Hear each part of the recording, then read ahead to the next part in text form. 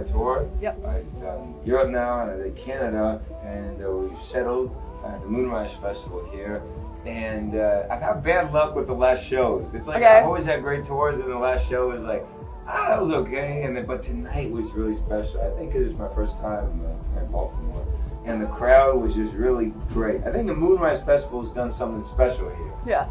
It's a hard task for a festival to really achieve a vibe where everyone's happy, everyone comes with this unique attitude, Sure. and it's a unique event in everyone's lives that they look forward to. But they've really done it, and I'm kind of curious now to exactly what's contributed to that. So I sort of, after this interview's done, I think I'll walk around and try to get a feeling of myself in the festival. What point did you realize you were going to pursue music? You know, I got luckily born at the right time when computers and music sort of had this nexus, and I was lucky to be really confident when music came out. I want to mess with this. I didn't know jack shit about music, and I just couldn't stop doing it. If music didn't work out, I can imagine a life where I would have just really been, tunnel visioned I was. Yeah. But in the end, I think it was just so clear to me, all I ever wanted to do was music. So it's a weird system, and I really failed in the system, and this was a big disappointment for my dad. My dad's Indian, he wanted to get my name Kshmr because I'm Kashmiri, and I have a lot of pride in India, but to be honest, growing up, I really had a lot of resentment towards everything that it stood for because it was so hard on me in my love for music.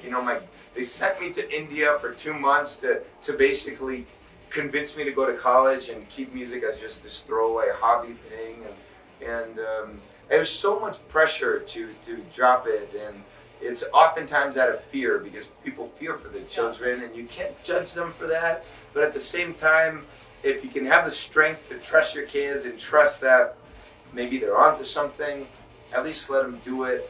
While you're young, you can be broke and you can fuck up. That's okay. When you get older, and then you have responsibilities and things you need to pay for, it gets a lot harder to be a broke guy who just does whatever you want. You can't do it. It's irresponsible, and it's disrespectful to the people who rely on you. So while you're young, you can be broke, and it's a great position to be in because you don't owe nothing to nobody. If you're broke today, you didn't have enough to eat, that's your big loss. You didn't have enough to eat, like I was living off of one Subway sandwich a day, $5 foot long, shout out, and that's what I lived off of, thank God. The repercussions were very small when I was young to be broke. Now if I was broke, hell, half the people I know will lose their job because they work for me. Yeah. So just be broke while you're young, and if you're gonna have kids, allow them to be broke. Don't worry about being broke. The money that people make is just peanuts to what you see. Look around, they're making money on me.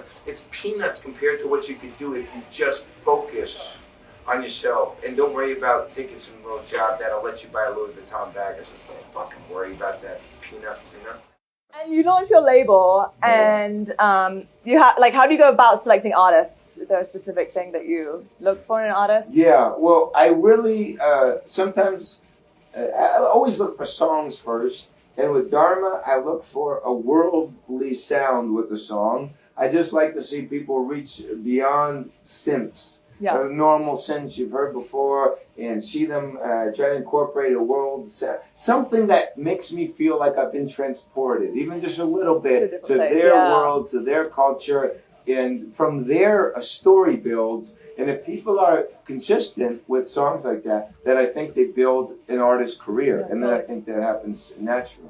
Cool, awesome. Well, thank you so much for joining us. I'll let you get back to exploring Moonrise. You asked for an inch, I gave you a mile. No, it was great. Thank you so much. Appreciate it.